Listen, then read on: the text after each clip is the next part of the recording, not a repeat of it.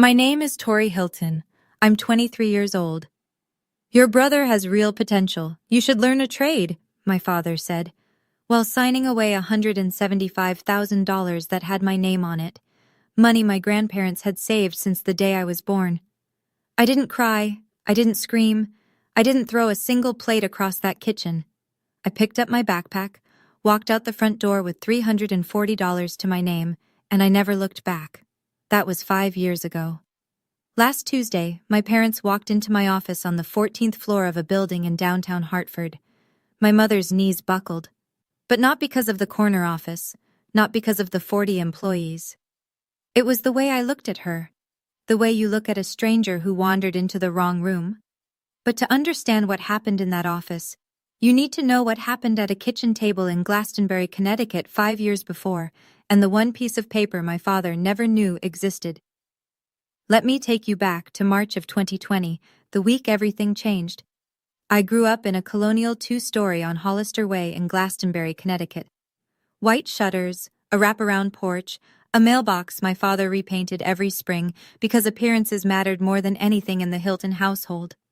From the outside, we looked like a catalog family. From the inside, we operated like a small dictatorship. And my father, Gerald Hilton, was the one holding the gavel. Dad was a regional manager for an insurance company in Hartford.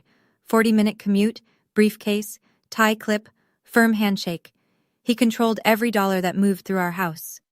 My mother, Diane, didn't have a credit card in her own name until she was 46 years old. That should tell you everything.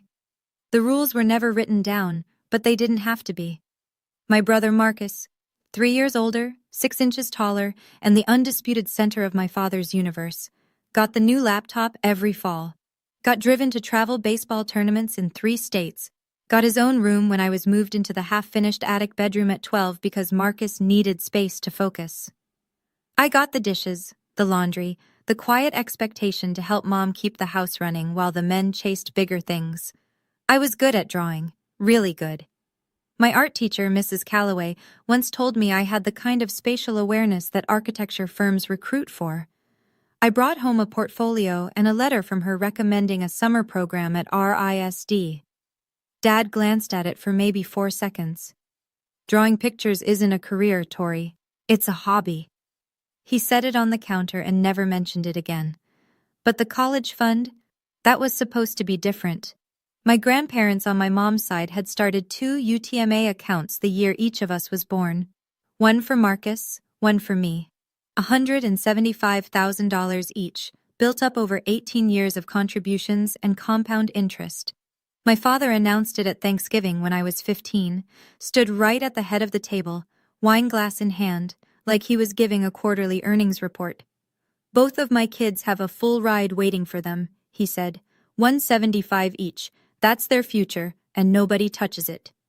The whole table clapped. Aunt Helen, Uncle Ray, the cousins, everyone. I remember looking at the wall in the living room afterward. Every single frame was Marcus. His Little League trophy, his Honor Society certificate, his homecoming photo. I had exactly one picture on that wall, tucked in the corner by the thermostat. A family Christmas photo from 2011 where half my face was blocked by my dad's shoulder. I remember thinking, even then, the money is the only thing that's actually equal. I was wrong. If there was one person in my life who made me feel like I wasn't invisible, it was my grandmother Eleanor. She'd been a seamstress for 40 years, ran a small alterations shop out of her garage in Wethersfield, until her hands got too stiff to hold the needle straight. She had this way of looking at you while you talked, like you were the only broadcast on television. No one else in my family did that. Not for me, anyway. Grandma Eleanor was the one who taught me to sketch. Not art school sketch, the practical kind. She'd lay a pattern on her cutting table and I'd trace it freehand while she pinned. "Your hands in your head, Tori," she used to say. "Nobody can repossess those." She died the spring I turned 16. Ovarian cancer, fast and merciless. My father didn't go to the funeral. Said he had a conflict, which in Gerald Hilton language meant he didn't think his wife's mother warranted a personal day. My mother stood at the casket alone. I stood next to her. Marcus didn't come either. He was at a fraternity mixer. A week before she passed, Grandma Eleanor pulled me close in her hospital room. Her voice was barely there, but her grip was iron. She said, "I put something aside for you. Not much, but it's yours. No one else's. A man named Richard Keene will find you when you're ready." I thought she was talking about jewelry, or maybe a quilt she'd been working on. I was 16. I didn't know what a trust was. After the funeral, I found a small wooden box she'd left for me.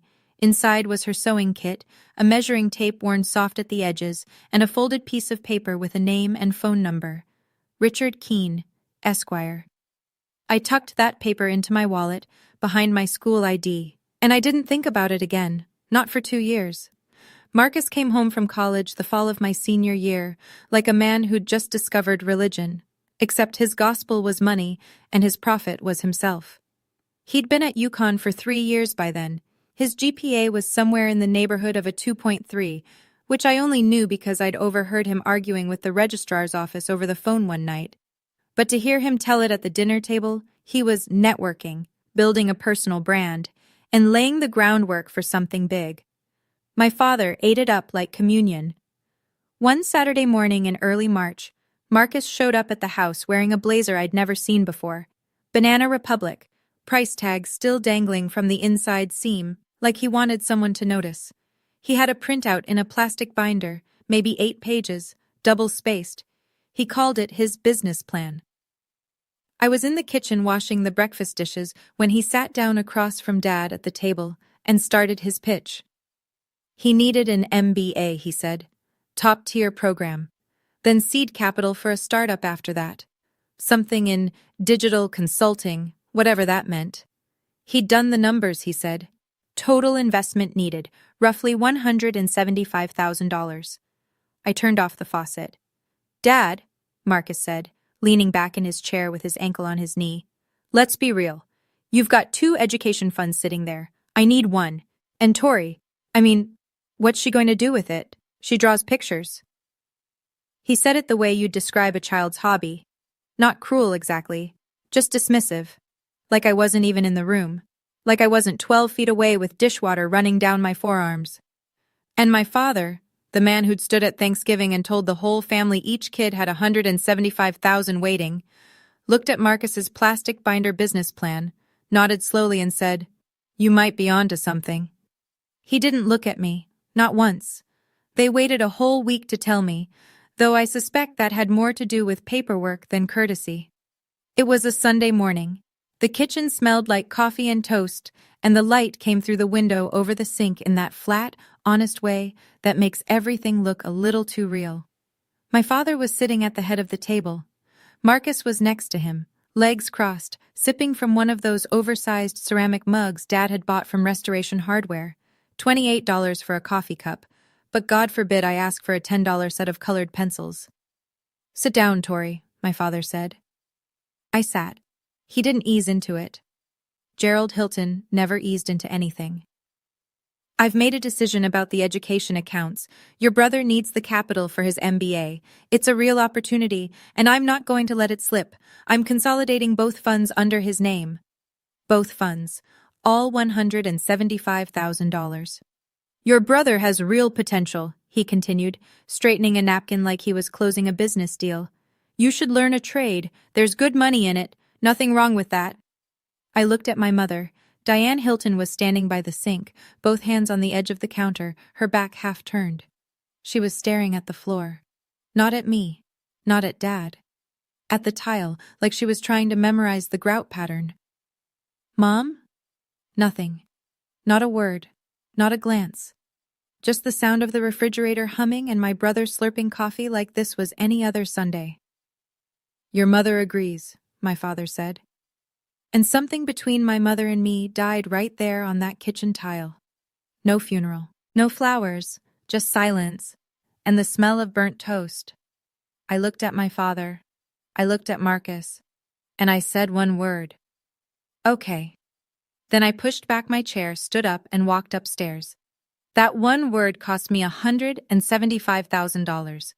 But what I did over the next 48 hours would be worth a great deal more. I didn't leave that night.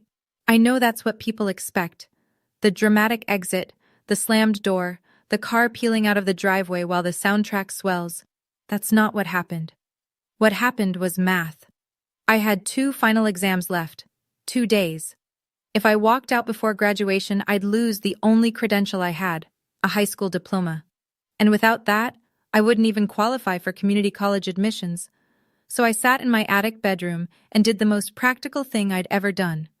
I opened my laptop, searched for room rentals in New Haven, and made a list.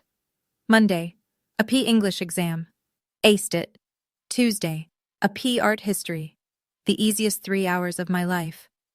I walked across the gym stage Wednesday afternoon in a navy cap and gown, shook the principal's hand, and took my diploma. No one from my family was in the audience. Gerald and Diane were at Marcus's college across the state. Some end-of-year event, a reception for graduating seniors. Marcus didn't even graduate that semester, but my parents didn't know that yet. I walked out the gymnasium doors into the June sun, and I didn't go home. I'd already packed the night before.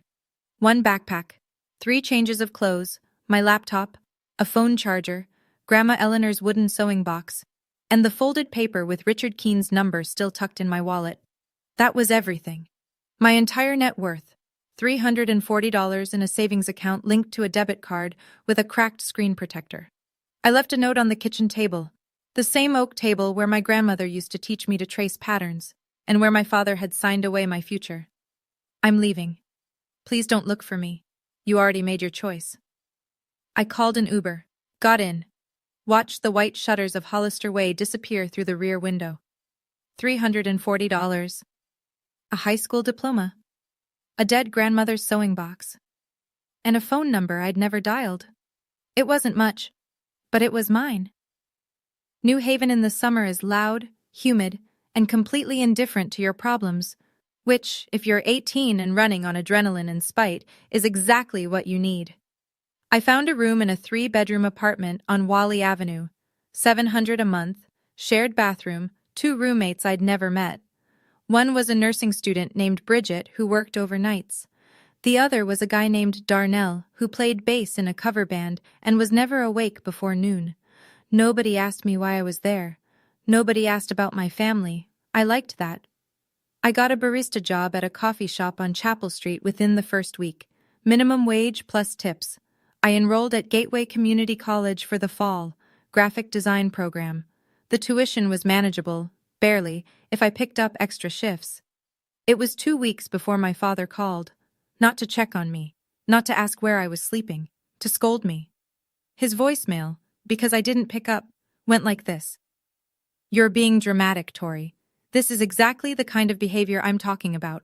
Come home and we'll look into a cosmetology program, something realistic.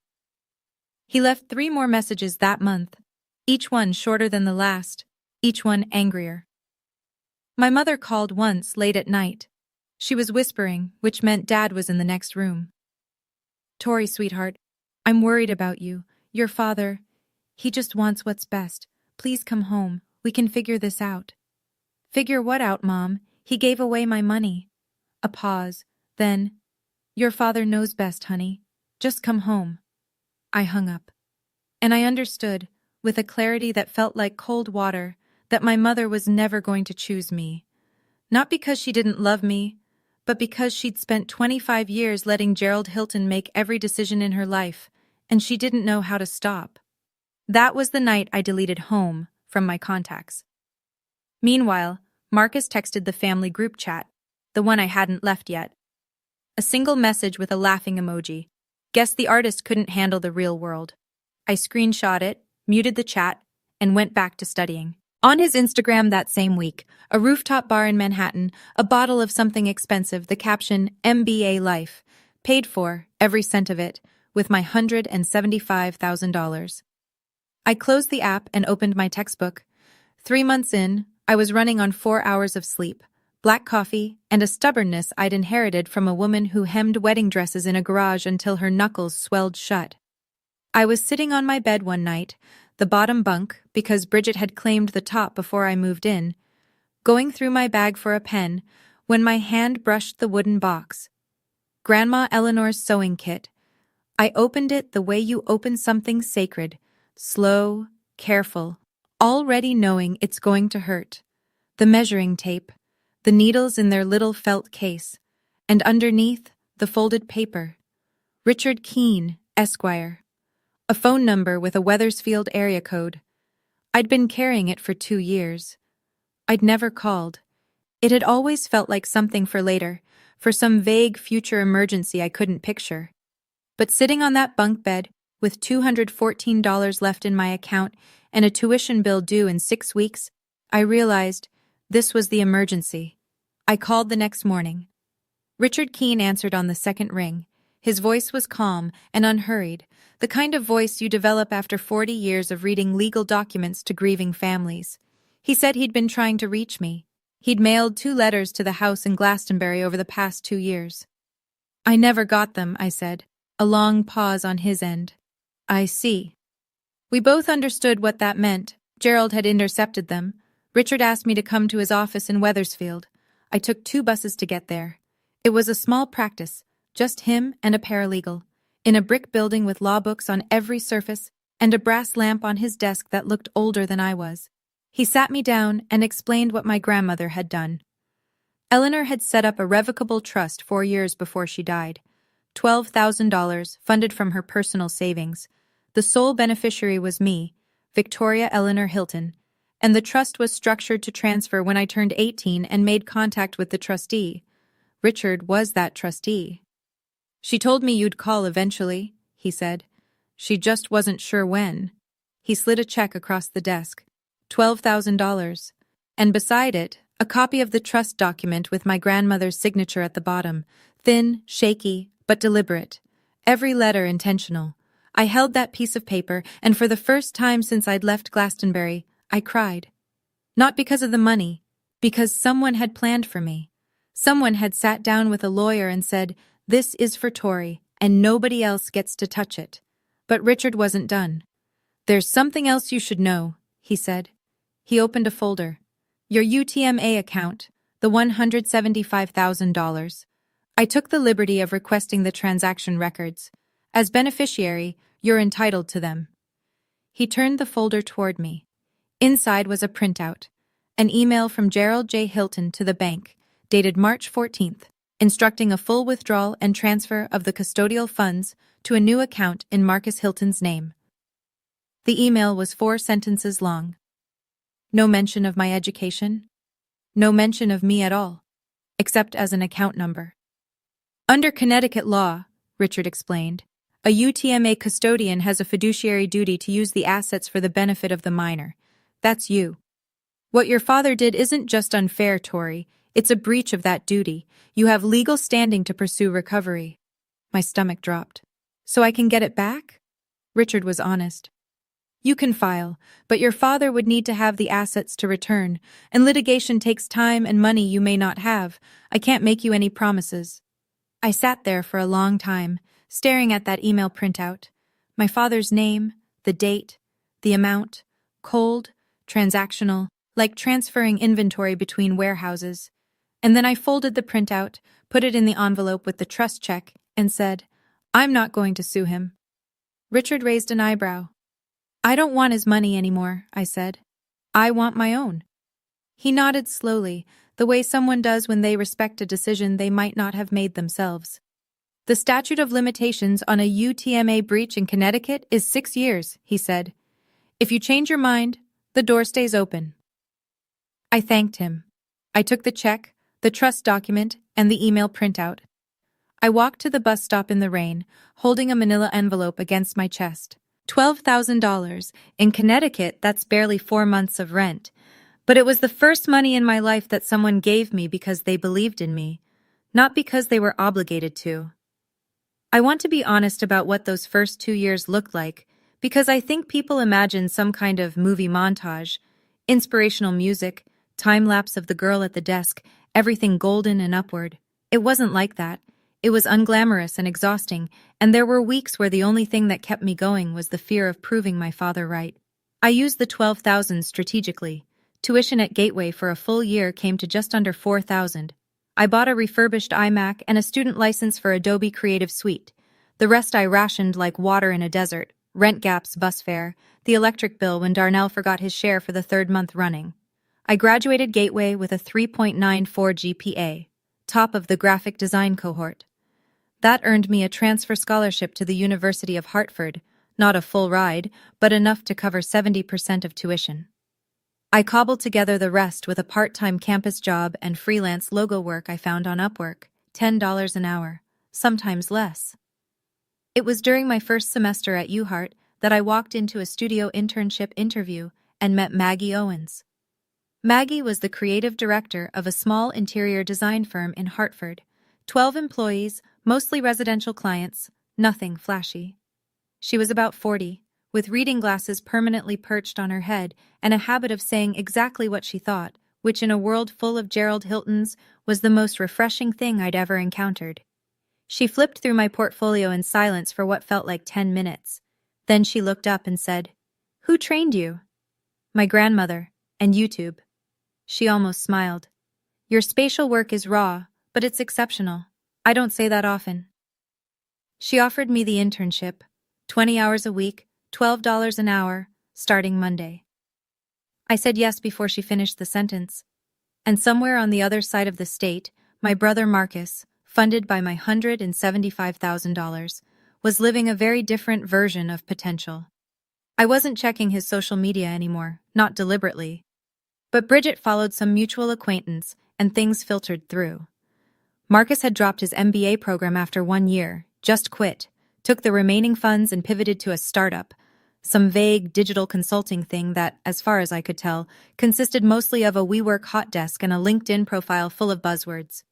He leased a BMW 3 Series, rented a shared apartment in Murray Hill, posted photos from rooftop bars with captions like, "Building the Empire, one connection at a time." My father, meanwhile, told anyone who'd listen, "My son is an entrepreneur in New York." Not once, according to Aunt Helen, who was my only remaining thread to that family, did anyone ask about me. Maggie said something to me at the end of that first month at the studio. We were cleaning up after a client presentation, rolling blueprints, stacking fabric samples. And she stopped, looked at me the way my grandmother used to, and said, "I don't know what you're running from, Tori, but whatever it is, keep running. You're going somewhere." She didn't know the half of it, but she saw enough. I need to pause here for a second. If you're watching this and you've ever been the one your family counted out, the one they looked past, the one whose dreams got filed under unrealistic, I want you to know something. I see you. And if this story is hitting close to home, take a second to subscribe. Not for me, for the version of yourself that needs to hear what happened next. Because what happened in year 3 changed everything. Now let me continue.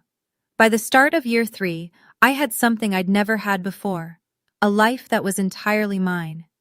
I was 21. I'd transferred to UHart full-time, carrying a double load of coursework and working 20 hours a week at Maggie's studio. My apartment was a 400-square-foot studio in the Frog Hollow neighborhood. Nothing glamorous, but it had a window that faced east, and I'd pushed my drafting table against it so the morning light hit my work just right. The walls were covered in mood boards, fabric swatches, color studies. It looked like someone lived there who was building something, because someone was. That's when my father decided he needed me back. Not because he missed me, not because he'd reconsidered, because the Petersons, Jim and Carol, our next-door neighbors for 15 years, had started asking questions. "Where's Tori these days, Gerald? Haven't seen her at church in ages. Is she doing okay?" My father couldn't tolerate questions he didn't have polished answers to. A daughter who'd vanished was a crack in the facade, and Gerald Hilton did not do cracks. The call came through my mother, of course. Diane's voice was thin, rehearsed. "Your father would like you to come home for Thanksgiving. The Petersons are joining us this year, and some of your father's colleagues. It would mean a lot." Translation: Your absence is becoming inconvenient. "I appreciate the invitation, Mom, but I have plans." A shuffle on the line, then my father's voice sharp and sudden. He'd been listening the entire time, probably standing right beside her with his arms crossed. "You're embarrassing this family, Tori. People are asking where you are. What am I supposed to tell them?" And there it was. Not "Are you safe?" Not "How are you doing?" But what do I tell people? Tell them the truth, Dad. Don't be smart with me. I'm not coming home to be a prop in a family photo. You made a decision 2 years ago. I made mine. He hung up. The line went dead, and I stood there in my little studio apartment, my hand still against my ear, my heart hammering against my ribs. Not because I was scared, because for the first time I'd said no to Gerald Hilton, and the sky hadn't fallen. But my father wasn't done. Within a week, the damage control began. Gerald sent an email, a group message to every aunt, uncle, and cousin on the Hilton side, and the half of my mother's family that still deferred to him. The subject line was simply, "Family Update." I know the exact wording because my Aunt Helen forwarded it to me without comment, which was her quiet way of saying, "You should see this." It read, "Dear family, Diane and I want to address Tori's situation. As some of you may have noticed, Tori has chosen to distance herself from the family.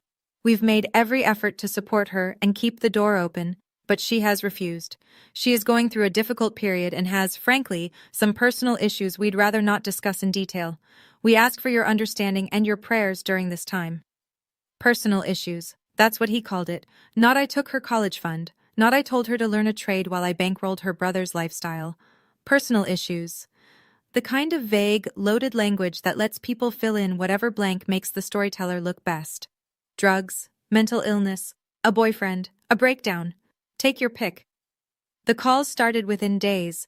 Cousin Rebecca texted, "Praying for you, girl." Uncle Ray left a voicemail about getting right with God. And Aunt Helen, the only one with the sense to dig, called me directly. "Honey, are you okay? Your dad says you're struggling." "Aunt Helen, I love you. But please ask Dad what happened to my college fund, and then decide who's struggling." She went quiet. I could hear her breathing, the way people breathe when they're recalculating everything they thought they knew. She asked Gerald. I know she did because she told me later. His response was, "That's between me and my children," which is what people say when the answer makes them look bad. After that, Aunt Helen stopped asking. Not because she didn't care, but because Gerald Hilton had spent decades building a family structure where questioning him was the same as betraying him. And most people choose comfort over confrontation. I couldn't fight on every front. I was 21, working and studying and barely keeping my head above water. I didn't have the energy to mount a public relations campaign against my own father. So I did what I'd been doing since I was 12. I put my head down and kept working. But I saved that email. I saved Helen's forward, with the timestamp and the full recipient list. I didn't know when I'd need it. I just knew that a man who rewrites history once will do it again, and next time, I wanted receipts. Marcus called on a Thursday night, 8 months after the Thanksgiving blow-up. It was the first time I'd heard his voice in 2.5 years. "Hey, sis?" Warm, casual, like he was calling to catch up over coffee, like nothing had happened. "Marcus, look, Dad told me about the whole Thanksgiving thing. I think you're overreacting a little. It was just money, you know? We're family. Families figure this stuff out." Just money. $175,000.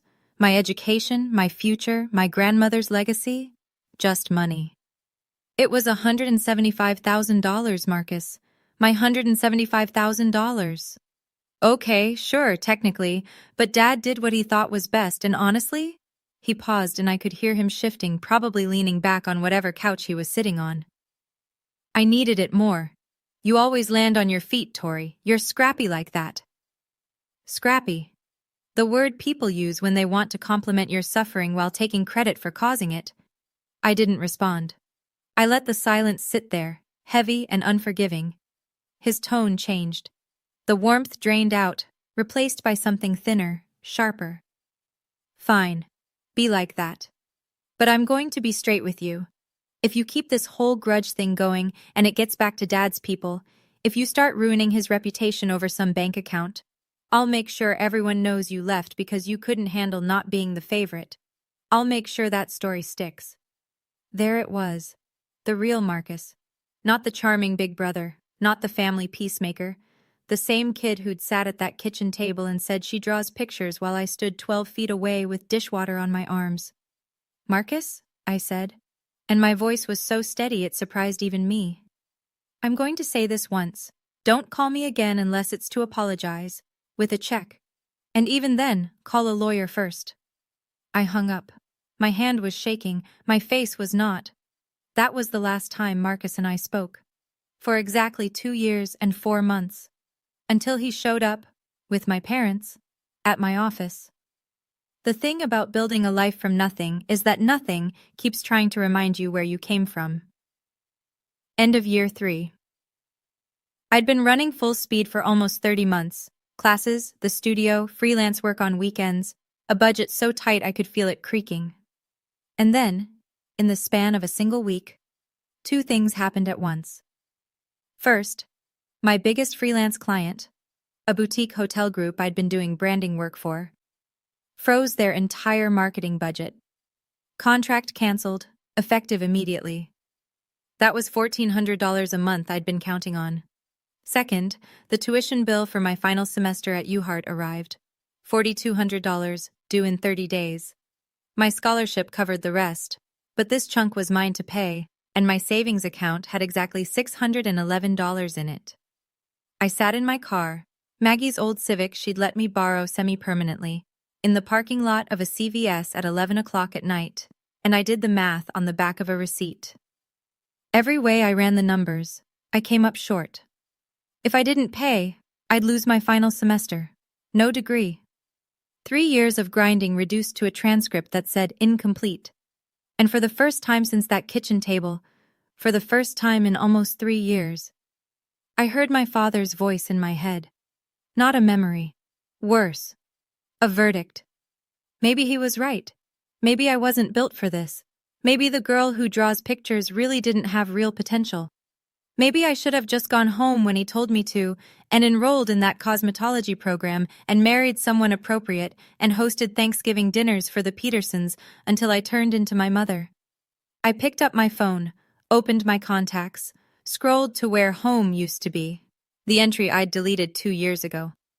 I could still remember the number. My thumb hovered over the keypad. Then I looked at the passenger seat. The wooden box was there. I kept it in the car, always, the way some people keep a rosary on the rearview mirror. My grandmother's sewing kit, the measuring tape, the empty space where Richard Keene's number used to be. Your hands and your head, Tori. Nobody can repossess those. I put the phone down. I didn't call. Instead, I called someone else. Maggie Owens picked up on the first ring. It was nearly midnight, and she answered like she'd been expecting the call, which, knowing Maggie, she probably had. She'd seen me getting thinner. She'd noticed the dark circles. She never said anything directly, because Maggie respected people too much to narrate their struggle back to them. But she watched. She always watched. Maggie, I'm sorry to call so late. I need to ask you something. Do you have any overflow projects? Anything at all? I'll take whatever you've got. I want to be clear about what I didn't say. I didn't say I need money. I didn't say please help me. I wasn't looking for charity. I was looking for work. There's a difference, and it matters. Maggie was quiet for a moment. Then she said, Actually, I've been meaning to talk to you. I'm leaving the firm. My stomach dropped. The one stable thing in my professional life, gone. I'm starting my own studio, she continued, residential and commercial design. I've been planning it for 6 months, and I need a junior designer, full-time, salaried. It pays enough to finish your degree, if that's something you're worried about.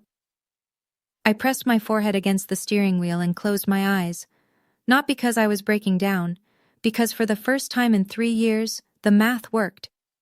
Maggie, why me? Because I saw your portfolio update last month. The Morrison project? That hotel lobby concept? She paused. Tori, that's not junior level work. That's principal level. You just don't know it yet. She didn't rescue me. She hired me. She made a business decision based on what she'd seen me produce for 2 years. I didn't get a handout. I got an offer, because I'd earned it. I started the following Monday. Design work during the day, classes 3 evenings a week and Saturday mornings, 6 hours of sleep if I was lucky. It was the hardest year of my life. It was also the year everything turned. Aunt Helen called me on a Sunday in late October, year 4. She had a way of delivering bad news like a weather report.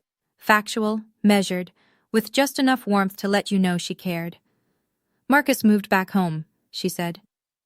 I was at my drafting table, sketching elevations for a restaurant project. I set my pencil down. "His startup didn't make it," Helen continued. "Whatever it was, I never did understand what he actually did. It's done.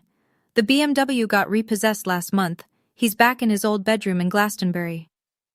I didn't feel triumph. I want to be honest about that. What I felt was a strange, hollow ache. The kind you get when something you predicted finally happens and you realize you'd been hoping you were wrong. "And Dad?" Helen sighed. "Your father refinanced the house, pulled from his retirement savings, put another 30, maybe 40,000 into Marcus to get him back on his feet. Your mother started working, cashier at the Stop and Shop on Hebron Avenue, first job she's had since before you were born." My mother, Diane Hilton, scanning groceries at 51 years old because her husband had poured every dollar the family had into a son who couldn't hold a job, couldn't finish a degree, and couldn't tell the truth about either. "Does Dad talk about me?" I asked. I don't know why I asked. I think some part of you never stops being the kid at the kitchen table, looking at their father and hoping.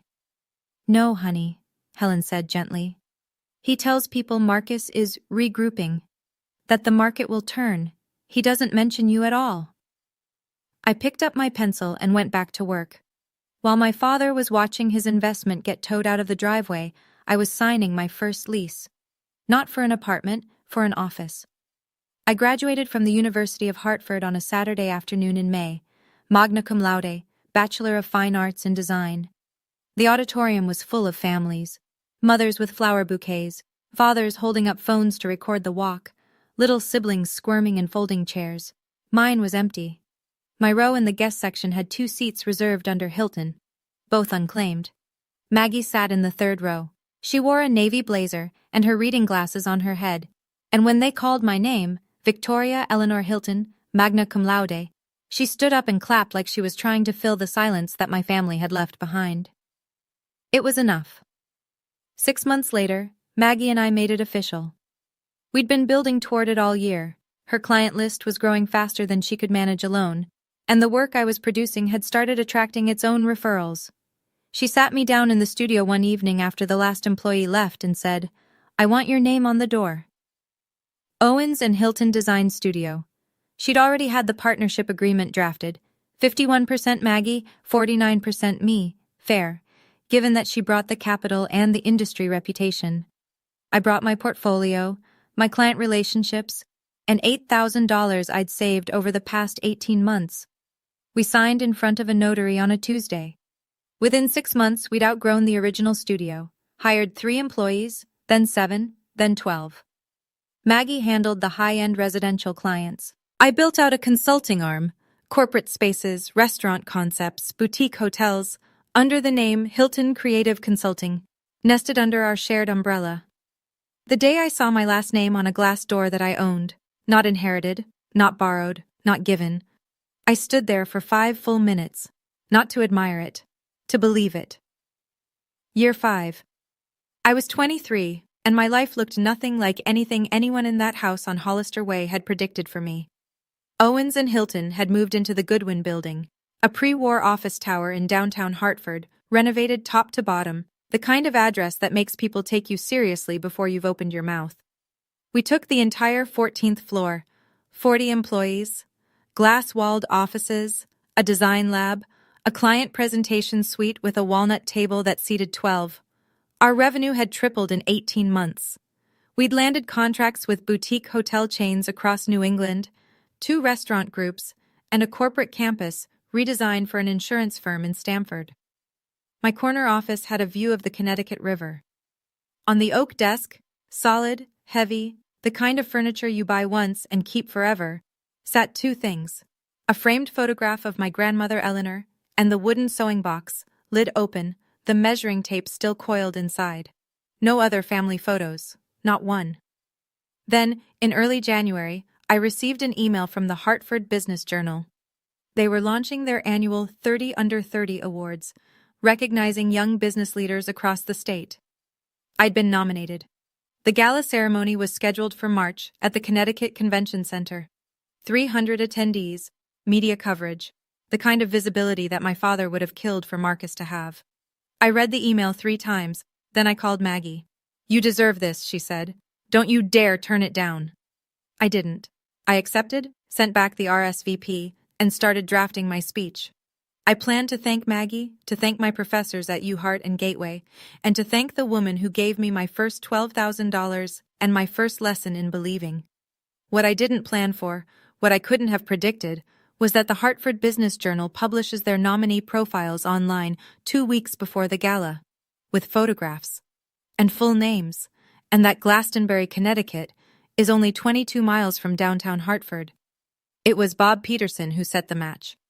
Bob, Jim and Carol's son, our old next-door neighbor, the kid who used to throw a football with Marcus in the backyard, had moved to Hartford after college and worked in commercial real estate. He saw the HBJ article the day it went live.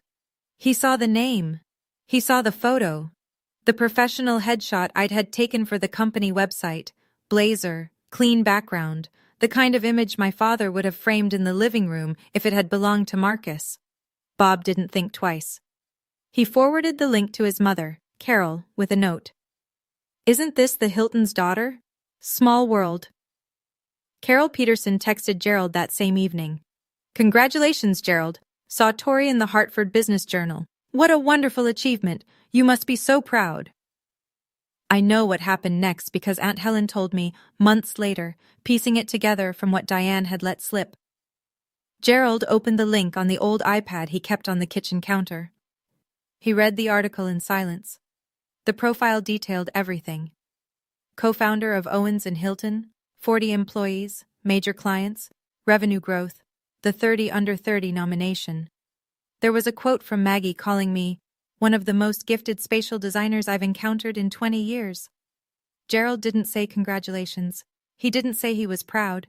He said, to Diane, who was standing at the stove, "She got lucky. Design is a bubble. It won't last." But Diane, for the first time in 25 years, didn't nod along. "Gerald," she said quietly, "she built that without a penny from us." He didn't respond. He set the iPad down and left the room.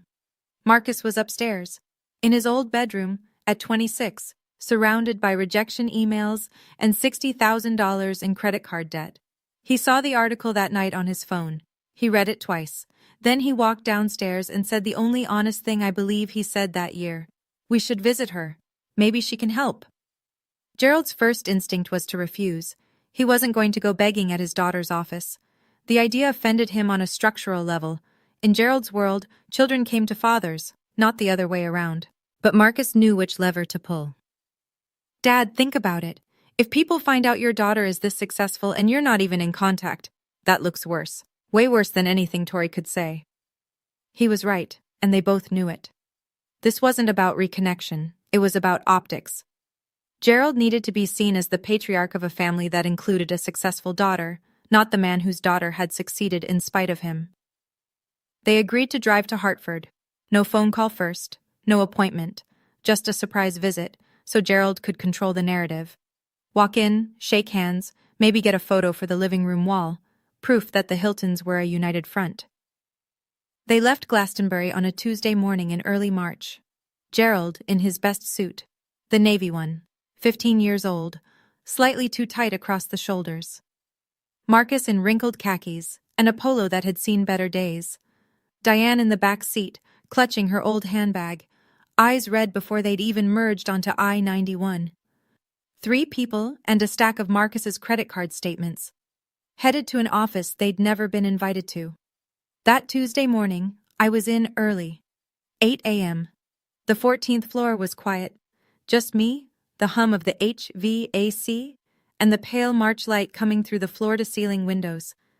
I had my speech for the gala open on my laptop, a draft I'd been tightening for 2 weeks. The ceremony was Saturday, 4 days away. I'd written and rewritten the middle section a dozen times, the part where I talked about my grandmother. I want to thank the woman who gave me my first investment, $12,000 in a sewing box, and taught me that real potential isn't something someone else decides for you. That line I'd nailed. It was the next part that kept tripping me up. How much to say, how close to the bone to cut without making it about him. I took a sip of coffee. Black, same as always, in a ceramic mug Maggie had custom made for the studio with our logo on the side. My blazer hung on the back of the chair. White linen, the nicest thing I owned, bought with my own money from a consignment shop in West Hartford. My grandmother's stud earrings, small gold knots, sat in my ears. They were the only jewelry I ever wore to the office. I looked out the window at the Hartford skyline, the gold dome of the state capitol, the river catching light, the rooftops of a city that owed me nothing and had given me everything anyway. I hadn't thought about my father in weeks, and that, I realized, was the real victory. Not the office, not the title, not the corner view. The fact that Gerald Hilton no longer occupied rent-free space in my head. Then the intercom buzzed. "Miss Hilton?" Janet's voice, careful and strange. "There are 3 people in the lobby. They don't have an appointment. They say they're family." My hand froze mid-page. 5 years. No calls, no letters, no apology, and they just showed up. I know you can feel what I felt in that moment, that buzz on the intercom. My whole body went cold. If you've ever had someone from your past show up right when you'd finally moved on, you know exactly what I'm talking about. Before I tell you what happened when that elevator door opened, smash that like button if you think I should have let them up, or drop boundary in the comments if you wouldn't have. Here's what I did. I sat with it for 10 seconds. 10 seconds of silence, my fingertips pressed against the edge of my speech, the intercom light blinking green on the desk phone. I could have said no. I could have told Janet to say I was in a meeting, that Ms. Hilton wasn't available, please leave a card. Part of me wanted to. The 18-year-old in me, the girl at the kitchen table, she wanted to lock that door and never open it. But the 23-year-old, the one who'd built this floor from scratch, knew something the girl didn't. Running from them gave them power. Meeting them on my ground took it back. Send them up, Janet. I straightened my blazer, pulled my chair to the desk, opened a blank document on my laptop so the screen wasn't showing my speech, and I waited. The elevator opened with a soft chime that I could hear through the glass wall of my office. I didn't go out to meet them. I stayed exactly where I was. Janet walked them through the lobby, past the reception desk with its brass logo, Owens and Hilton, mounted on a slate gray wall. Past the open-plan studio where 40 employees sat at their stations, iMacs, drafting tablets, sample boards propped against desks. The morning light was streaming in. The space hummed with competence. My father walked first. Navy suit, 15 years old. It pulled across his shoulders and bunched at the waist. His shoes were polished. He'd tried. But they were the same wingtips he'd worn to my cousin's wedding in 2017. Behind him, Marcus. Khakis wrinkled at the knee, a faded polo, hands in his pockets like a teenager called to the principal's office, and behind Marcus, my mother, Diane. Smaller than I remembered, clutching a Target handbag with both hands, eyes already red. They walked past 40 people who didn't know them, in a building with their daughter's name on the wall, through a space that existed because I'd refused to accept the life they'd chosen for me. Janet opened the door to the conference room. Glass walls, walnut table, 12 chairs, an 85-inch display screen, and a view of downtown Hartford that you could charge admission for. "Ms. Hilton will be with you shortly," she said. I gave it 2 minutes. Not to be petty, because I needed to breathe. Then I stood, picked up a legal pad and a pen, the Mont Blanc Maggie had given me the day we signed the partnership, and walked into the conference room. My mother saw me first. She made a sound. Not a word, not a cry, something between the two, and her knees buckled, actually buckled. She grabbed the edge of the conference table with one hand, and Gerald's arm with the other. Gerald steadied her, but his face, I'll never forget his face. It was the look of a man who had walked into a building expecting to find a hobby and found an empire instead. Marcus just stared. At the logo, at the table, at me.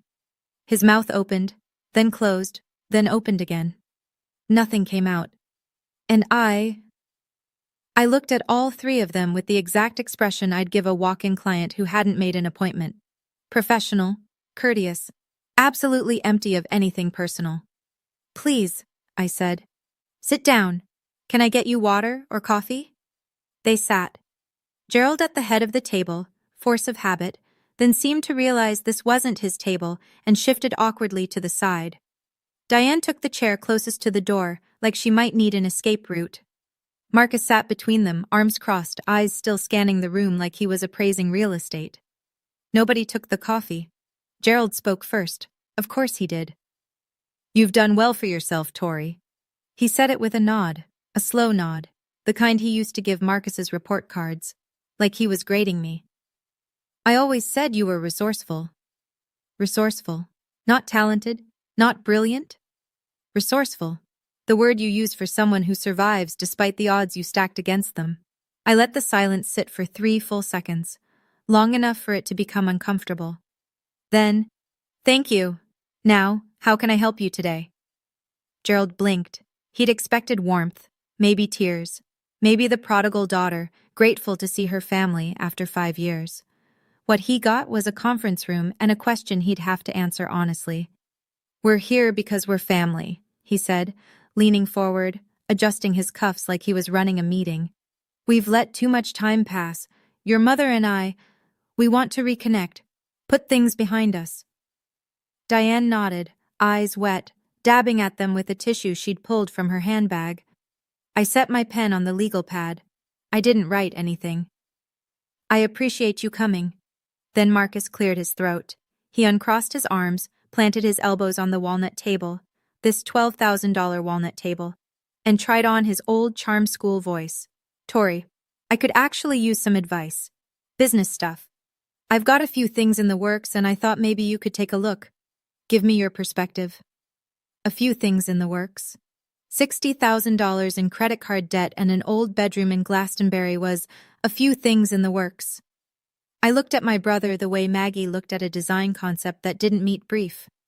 Marcus, are you a client? He frowned. What? If this is a business consultation, I'll have Janet schedule you. Our rate is $350 an hour. The room went very still. Gerald's jaw tightened. A vein I remembered from childhood, the one above his left temple, the one that appeared before he raised his voice, pulsed once. I placed a business card on the table between us. Tori Hilton, co-founder, Owens and Hilton Design Studio. Phone number, email, no family crest, no shared history, just the facts. Gerald looked at the card. He didn't pick it up. I'm happy to help, I said, but I need to understand the capacity. Are you here as family or as a business inquiry? Because as family, we haven't spoken in 5 years. I paused. And that wasn't my choice. The mask came off. Gerald pushed back from the table, both hands flat on the walnut surface, and every year of carefully maintained composure cracked right down the center. Enough with the corporate act, Tori. We're your parents. We drove 2 hours to see you. You drove 2 hours, I said. That's more effort than you made in 5 years. His face flushed. The vein was back, throbbing now. I made a decision for this family. I did what I thought was right. I looked at 2 kids, and I put the money where it had the best chance of paying off. And look at you. You got over it. You're fine. Got over it. Like it was a cold, like $175,000 was a minor inconvenience I should have walked off like a stubbed toe. You took $175,000 with my name on it, I said. My voice didn't waver. I'd practiced this sentence in my head for 5 years. Not for this moment, but for myself. For the version of me who needed to hear it spoken out loud. You transferred it to Marcus without my consent. That wasn't a family decision, Dad. That was a legal violation of your fiduciary duty as a UTMA custodian. I chose not to sue you. That doesn't mean I forgot. Gerald's face drained. Not red anymore. White. The color of a man who has just learned that the person he dismissed understands exactly what he did, with the legal vocabulary to prove it. How? He started. I had a lawyer explain it to me. The same lawyer Grandma Eleanor appointed to manage the trust she set up in my name, the one whose letters you intercepted. Dead silence. Diane's head snapped toward Gerald. What letters? She whispered. Gerald didn't answer. Marcus, who had been shrinking into his chair by the inch, leaned forward with his elbows on his knees. The charm was gone. In its place was something I recognized. Desperation. Tori, look, I'm in a tough spot, okay? I owe about 60 grand. Credit cards, mostly. If you could just lend me something, a bridge, just enough to… No. The word landed like a stone in water. No echo, no negotiation. Come on. His voice cracked. We're blood. Blood didn't stop you from taking my future, Marcus, and it won't make me fund yours. He looked at our father, the way he always did, for backup, for reinforcement, for the man who'd spent his whole life propping up the golden child. But Gerald was staring at the table, jaw clenched, still processing the phrase fiduciary duty and the ghost of letters he'd thrown in the trash. Then my mother broke. Not the way she used to break, the quiet kind, the kind where she cried at the sink and pretended the water was making her eyes red. This was different. This was a woman who was finally looking at the full cost of her silence. Tori. Her voice splintered. Please. I know I should have said something. I was standing right there. I saw what he did and I was scared. Your father, I didn't know how to… Mom. I said it gently. Not warm, not cold. The way you speak to someone who's telling you something you already know. I know you were scared, but you were the adult. I was 18. I needed one person in that house to stand up for me. Just one. And you chose silence. Diane pressed both hands over her mouth and sobbed, the kind of crying that comes from a place so deep it doesn't make sound at first. Gerald said nothing. Marcus said nothing. And in the quiet, I reached into the folder I'd brought with me, the one I kept in my desk, the one I hadn't opened in 3 years but never threw away. And I placed a single sheet of paper on the table in front of my father. The email. His email. Dated March 14th, 5 years ago. From Gerald J. Hilton to First Niagara Bank, requesting a full withdrawal and transfer of UTMA custodial funds, $175,000, from the account of Victoria E. Hilton to a new account in the name of Marcus G. Hilton. 4 sentences. No mention of my education. No mention of my future. Just an account number and an instruction. This is what you gave me, Dad, I said. A withdrawal form. Everything else, I gave myself. Gerald looked at the paper. His hand moved toward it, then stopped. He didn't pick it up. He didn't need to. He knew what it was. Through the glass walls of the conference room, I could see 3 of my designers glancing in, discreetly, the way you do when you hear something happening but don't want to be caught looking. Janet was at her desk, pretending to type, her eyes flicking toward the door every few seconds. 40 people on this floor, and not one of them knew the people sitting across from me. That was the point. My family had no power here, not in this building, not on this floor, not at this table. Gerald Hilton was not a man who yelled in public. He saved that for kitchens and closed doors. So he sat there, in a suit that didn't fit, in a building that wasn't his, staring at a piece of paper that proved what he'd done. And he said nothing, because for the first time in his life, there was nothing he could say. I stood up. Not fast, not dramatic. The way you stand when a meeting has reached its natural conclusion and everyone in the room knows it. I'm going to be honest with all 3 of you, I said. I don't hate you. Hating you would mean you still have power over how I feel. You don't. Gerald's eyes were on the table. Marcus was picking at the seam of his polo. Diane had stopped crying, but her breathing was ragged, and she held the tissue against her chest like a compress. I won't be lending Marcus money. I won't be pretending we're a happy family for the Petersons. And I won't be accepting a version of this story where Dad invested wisely, and I turned out fine. I let that settle. If there is ever going to be a relationship between us, it starts with 3 things. A genuine apology. Not the kind that starts with, I'm sorry you feel that way. Accountability for what was taken from me. Not redirected, not minimized, not explained away. And respect for the person I became without you.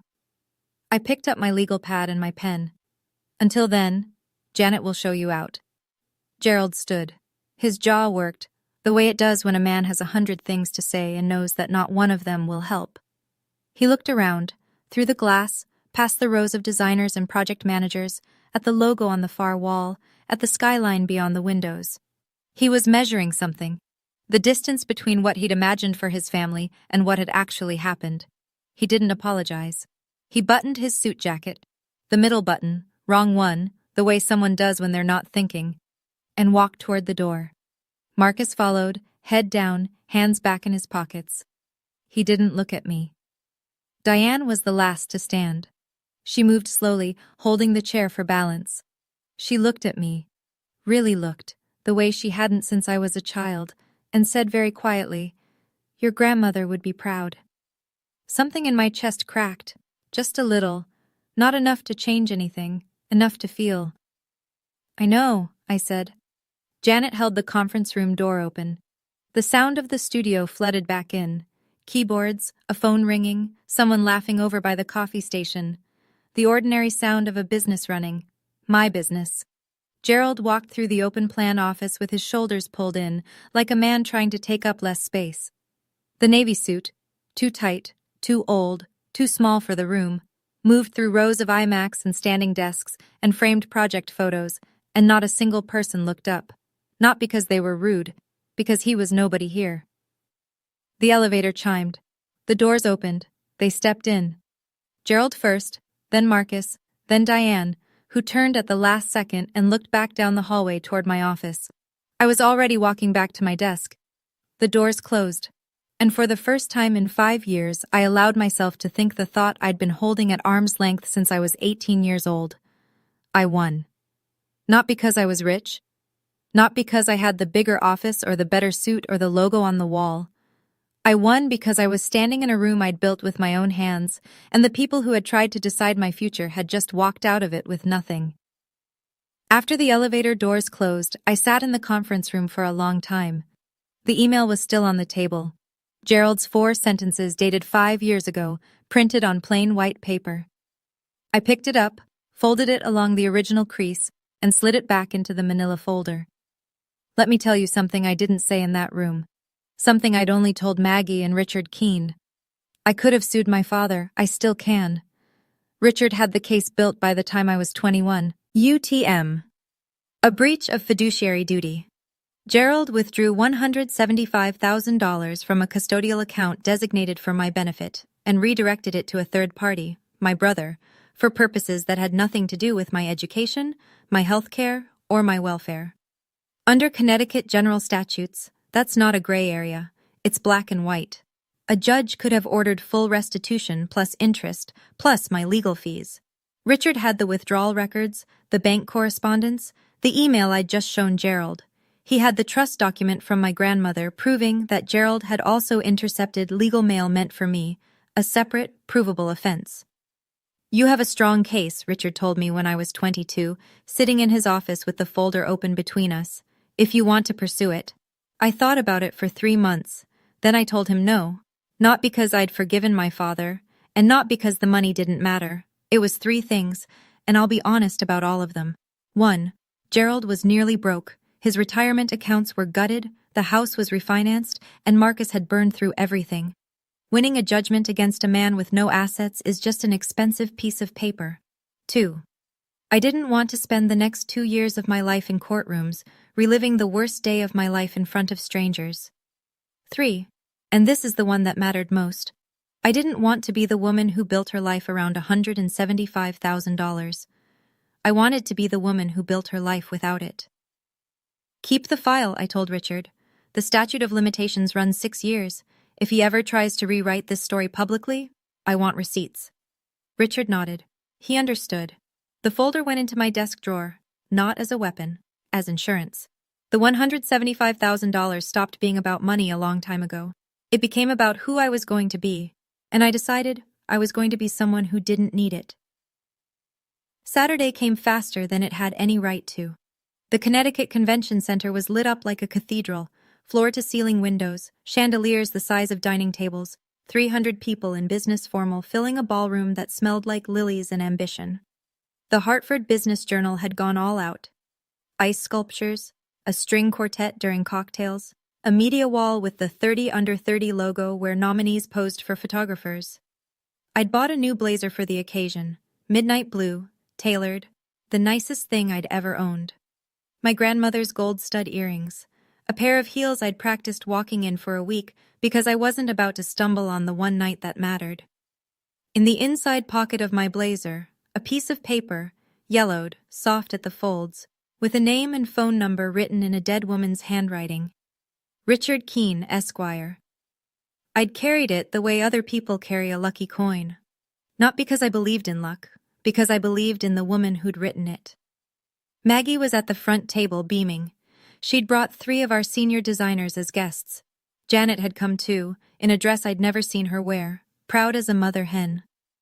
They called my name at 8:47 p.m., Tori Hilton, co-founder, Owens and Hilton Design Studio. Hartford Business Journal, 30 under 30. The walk to the stage felt longer than it was. The spotlight hit, and the room blurred into shapes and warmth and the sound of applause. I adjusted the microphone and looked out at 300 faces. Then I spoke. 5 years ago, I had $340 and a high school diploma. Someone I trusted told me I should learn a trade because I didn't have real potential. A murmur rippled through the room. He was wrong about the potential, but he was right about the trade. I learned the trade of building something from nothing, from blueprints and deadlines and clients who needed someone to see what they couldn't see yet. I paused, took a breath. I want to thank my partner, Maggie Owens, who didn't rescue me. She hired me. There's a difference.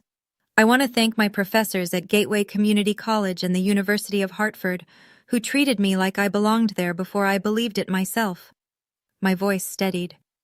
And I want to thank the woman who gave me my first investment, $12,000 in a sewing box, and taught me that your hands and your head are the only things nobody can repossess. My grandmother, Eleanor. Maggie was on her feet, then the table next to her, then the row behind them. A standing ovation that started at the front and moved through the room like a wave. I didn't cry on stage, I saved that for later. At a table near the back, someone was recording on their phone. It was Aunt Helen. She'd come. I'd sent her an invitation 3 weeks earlier, the only family member I'd reached out to. She was crying openly, not bothering to wipe her face, holding the phone steady with both hands. She sent the video to Diane that night. I didn't name my father. I didn't name Marcus. I didn't have to. Anyone who knew the story understood every word. And the people who didn't? They just heard a young woman who'd earned her place. That was enough. The letter arrived the following Thursday. No return address. Just my office address, handwritten on a plain white envelope, the way you write when you're not sure the person on the other end wants to hear from you. I recognized my mother's handwriting immediately. The looping T in Tori. The slight leftward slant she'd had since she was a girl, something her own mother had tried to correct and eventually given up on. I opened it at my desk, after everyone else had gone home. Dear Tori, I watched the video Aunt Helen sent. I watched it 4 times. I'm writing this at the kitchen table. The same table. And I don't think I can sit here anymore without hearing what you said on that stage. I failed you. I need to say that clearly, because I've spent 5 years avoiding it. Your father made the decision, but I stood there and let it happen. I was scared. I've been scared for 26 years, scared of his voice, scared of being wrong, scared that if I spoke up, the whole structure would collapse. So I said nothing while he took your money, your confidence, and your place in this family. And I told myself it was keeping the peace. It wasn't peace. It was cowardice. I know that now. I don't expect forgiveness. I don't think I've earned it. But I need you to know, I see what I did. I see who you've become. And I'm done standing by the sink with my mouth shut.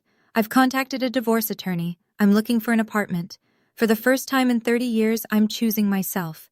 You taught me that, the night you walked out that door. I just wish it hadn't taken me 5 years to follow. Your grandmother would be proud of you. I know because I am. Mom.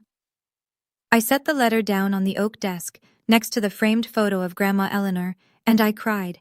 Not the kind of crying I'd done at Richard Keene's office. That had been grief for lost time, for money, for a father who'd never see me clearly. This was different. This was mourning the mother-daughter relationship we should have had. The version where she stood up at that table and said, "No, Gerald, this is wrong." The version where I didn't have to leave to learn my own worth. Gerald sent nothing, no letter, no call, no text, nothing. His ego was the last wall standing, and he would die behind it before he'd let it come down. Marcus sent a single text the night after the gala. 5 words. Congrats on the award, Tori. No apology, no accountability, no acknowledgement of the $175,000, the threats, the years of silence. Just 5 words that cost him nothing and meant about the same. I read my mother's letter 3 more times. Then I placed it on my desk, next to the sewing box and the photo, the small sacred collection of things that came from people who had, in their own way, believed in me. I didn't write back that night. I wasn't ready. But I didn't throw the letter away. That was new. Let me tell you where everyone ended up, because I think you deserve the full picture. Gerald Hilton took early retirement 6 months after our conference room meeting, though retirement is generous. His company downsized his department, and at 55, with a gutted 401k and a refinanced house, he didn't have the leverage to negotiate. He lives alone in the Glastonbury house now. The paint is peeling on the shutters he used to repaint every spring. The Petersons still live next door. Carol told Aunt Helen that Gerald doesn't come outside much anymore. When people ask him about me, and they do more often now, he changes the subject. He has never apologized. Marcus works at a car dealership in Middletown. Sales associate. He's 26 and lives in the house with Gerald. Or he did, until Gerald stopped speaking to him after the truth about the MBA came out. He never finished the degree. He never built the startup. He spent $175,000 of my future on a leased BMW, a Murray Hill apartment, and bottle service at clubs in Manhattan. The credit card debt is still at $60,000. He's on a payment plan. He has not apologized either, though Aunt Helen says he's quieter than he used to be, less sure of himself. Whether that's growth or just defeat, I can't say. My mother moved out in June. She rented a 1-bedroom apartment in Rocky Hill. Small, clean, hers. She got a full-time job at an accounting office and enrolled in a bookkeeping certificate program at Middlesex Community College. There's an irony there that I don't need to explain. Diane Hilton, at 53, is learning a trade. And for the first time in her life, she has a bank account with only her name on it.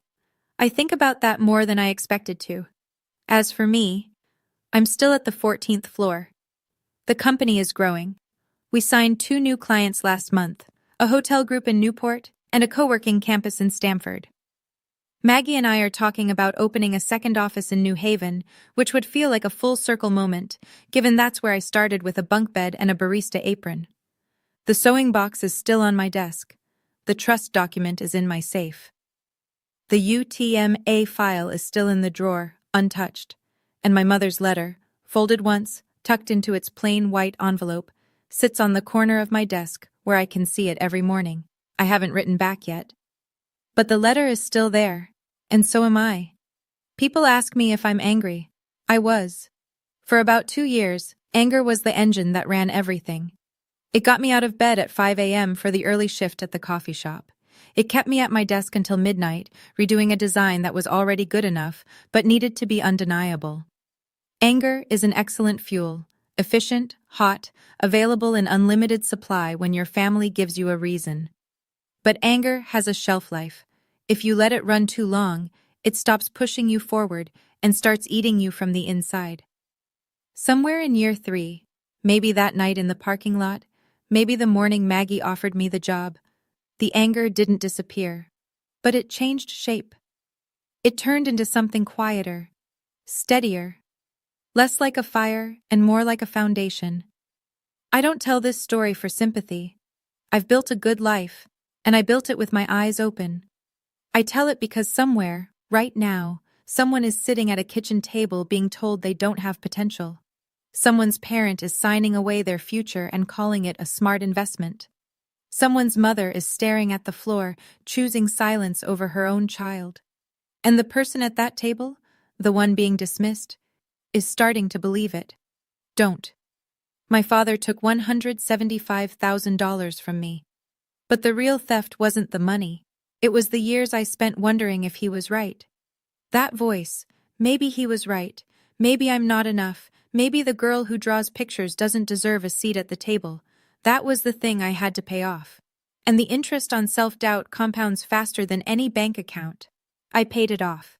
Not with revenge, not with spite, with work, with proof, with the kind of silence that only comes from knowing your own worth. The best revenge isn't loud. It's the sound of a life well built, heard by the people who bet against you. I wrote the letter on a Tuesday night, not at the office, at home, my apartment in West Hartford.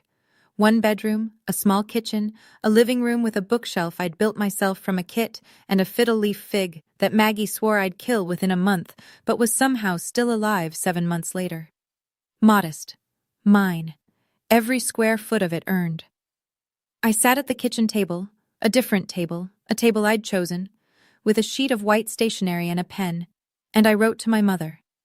I didn't draft it, I didn't revise it, I just wrote. Mom, I got your letter.